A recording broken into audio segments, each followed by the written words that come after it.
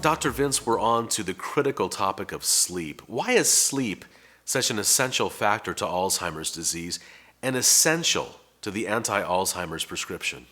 Well, it is part of the sentinel risk factors, and as I mentioned, if your dopamine and serotonin levels are low, you're not going to have the willpower to get on any diet, to do any type of a lifestyle.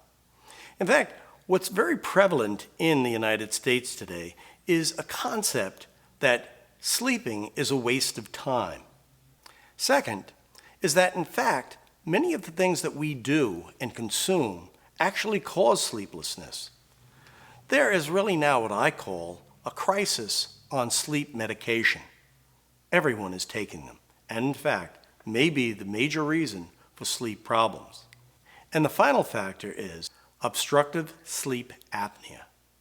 It is the sleeping epidemic of America.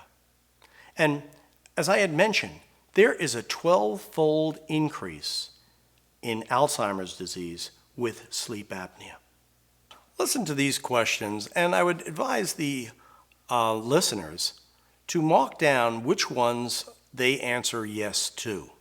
Have I been told I snore loudly or gasp for air but don't remember when I wake up? Second, do I have high blood pressure? Third, am I gaining weight? Fourth, do I have headaches in the morning when I wake up? Fifth, am I losing my sex drive?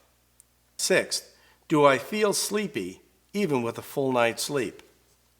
7, do I fall asleep during the day, especially, for instance, watching TV or after eating, or especially if I stop at a light? A recent survey showed that 82% of major accidents are due or associated with lack of sleep.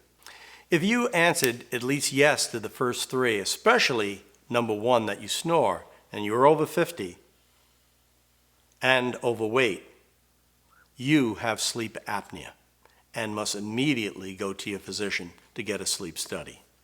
Next, do I use antacids or wake up with heartburn? Do I wake up at night coughing or wheezing? Do I have frequent sore throats? If you've answered yes to these 3, or even 1 out of these 3, there's a very good chance that you are suffering from GERDs, gastroesophageal reflux.